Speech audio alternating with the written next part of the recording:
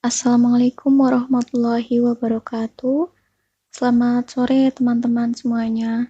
Kami dari kelompok 6 yang beranggotakan saya Ernawati, Ika Febriana Palupi, dan Anis Safira akan mempresentasikan hasil diskusi kami mengenai materi sumber daya manusia.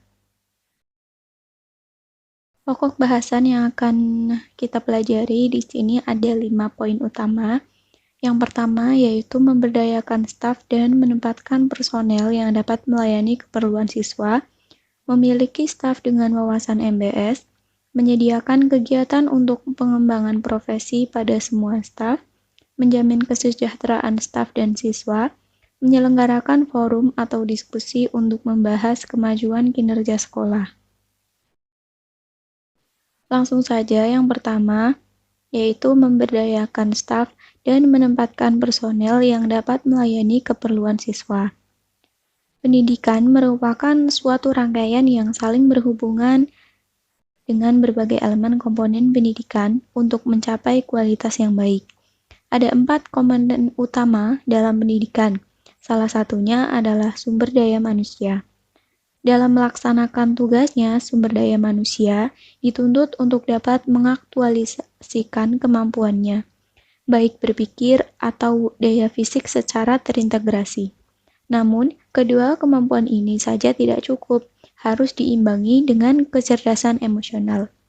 Dalam pengembangan sumber daya manusia, hendaknya berdasarkan pada prinsip peningkatan kualitas dan kemampuan kerja, terdapat beberapa tujuan pengembangan sumber daya manusia, terkhususnya staf pada sekolah. Di antaranya, meningkatkan kompetensi secara konseptual dan teknikal, meningkatkan produktivitas kerja, meningkatkan efisiensi dan efektivitas, meningkatkan status dan karir kerja, meningkatkan pelayanan terhadap siswa, meningkatkan nilai-nilai moral etis, serta meningkatkan kesejahteraan. Dalam upaya pengembangan sumber daya manusia, menurut Hasibuan terdapat 2 jenis pengembangan sumber daya manusia, yaitu yang pertama, pengembangan formal, yaitu sumber daya manusia yang ditugaskan oleh lembaga untuk mengikuti pendidikan dan pelatihan, baik yang dilaksanakan pada lembaga tersebut maupun lembaga diklat. Pengembangan sumber daya manusia secara formal dilakukan karena tuntutan tugas saat ini maupun masa yang akan datang. Oleh karena itu, jenis pengembangan ini dapat memenuhi kebutuhan sumber daya manusia secara empiris dan prediktif untuk keberadaan dan keberlangsungan organisasi. Kedua, pengembangan sumber daya manusia informal yaitu mengembangkan sumber daya manusia secara individu berdasarkan kesadaran untuk meningkatkan kualitas diri dalam aspek segala tugasnya.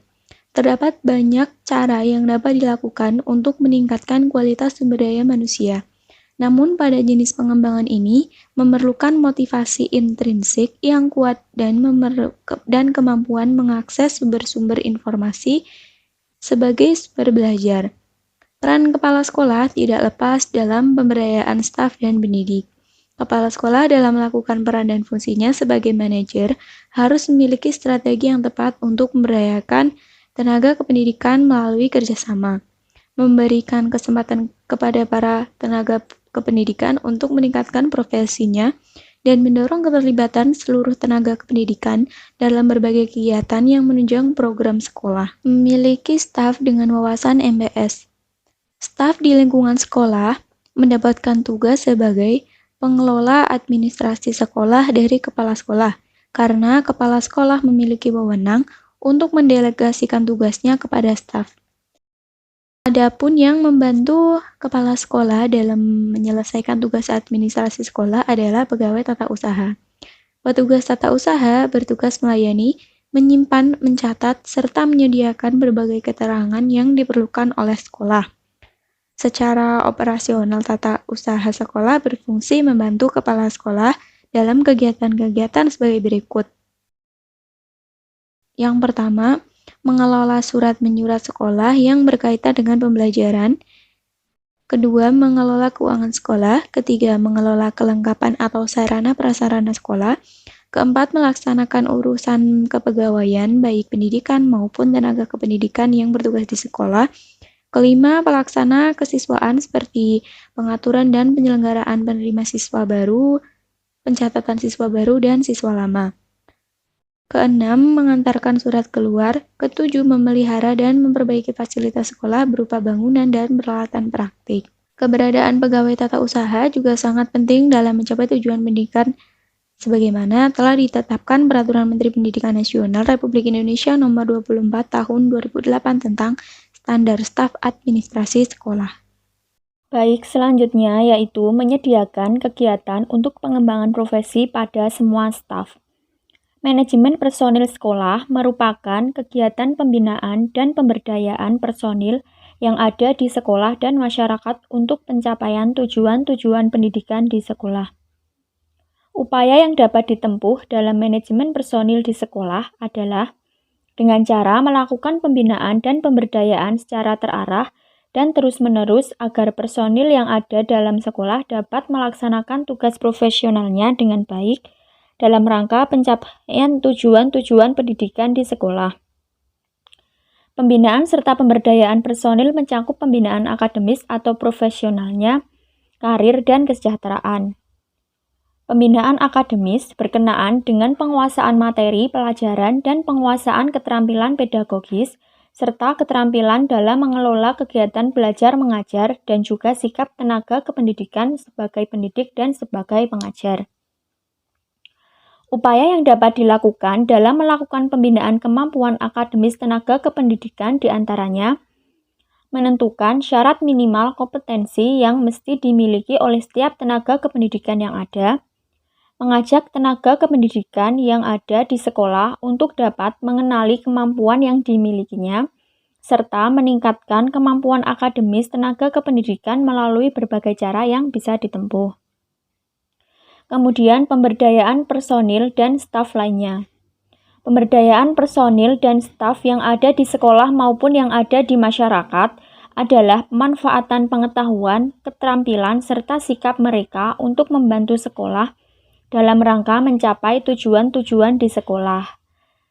Kegiatan-kegiatan yang dapat dilakukan dalam pemberdayaan personil dan staf yang ada di sekolah antara lain mencatat dan mendaftarkan tugas-tugas yang harus dikerjakan, mengupayakan agar tugas tersebut dapat dilaksanakan oleh staf sekolah. Bila ada tugas-tugas yang tidak dapat dilaksanakan oleh staf yang ada di sekolah, maka dapat mencarikan tenaga yang ada di masyarakat setempat. Memahamkan minat dan kemampuan personil yang ada.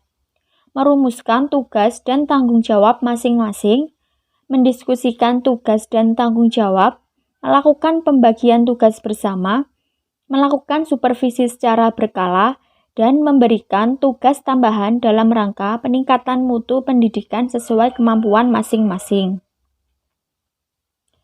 Kemudian pembinaan karir. Pembinaan karir personil terkait dengan jabatan fungsional serta jabatan struktural berdasarkan prestasi kerja.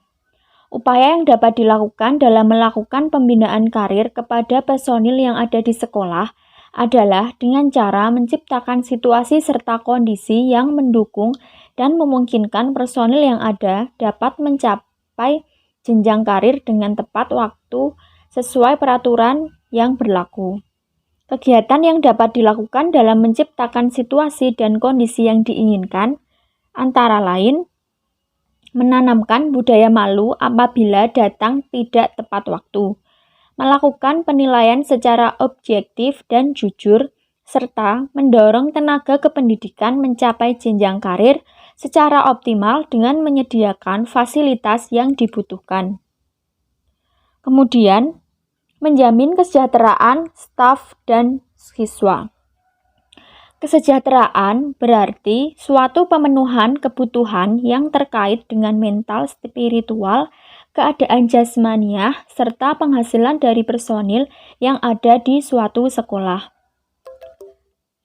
Kegiatan kesejahteraan terhadap personil berkaitan dengan mental spiritual, menciptakan iklim sosial yang menyenangkan, meningkatkan hubungan kekeluargaan, dan meningkatkan kerjasama dengan orang tua siswa, alumni, dan masyarakat setempat.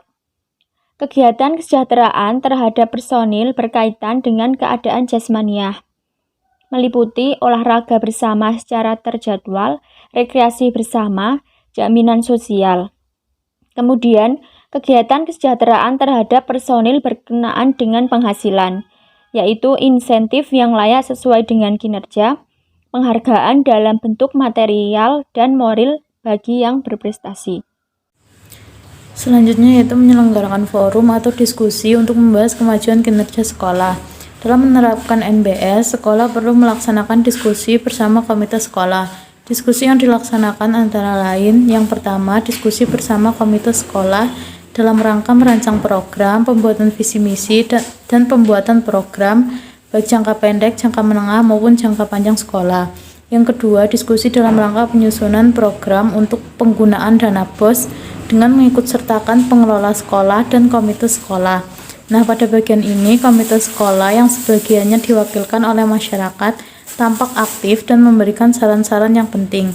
Penyusunan program dengan anggaran dana BOS ini didiskusikan secara demokratis serta berlangsung secara tertib. Kemudian yang ketiga, mendiskusikan dana-dana lain seperti pengelolaan dana CSR, dana hibah, hingga pengalokasian program penunjang dilakukan secara aspiratif dan transparan.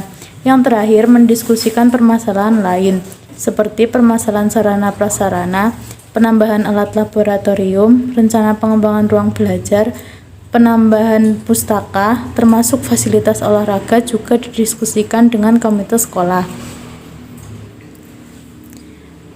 Selanjutnya, sistem kegiatan kontrol maupun evaluasi program dan kinerja yang dilaksanakan secara rutin di sekolah adalah sebagai berikut.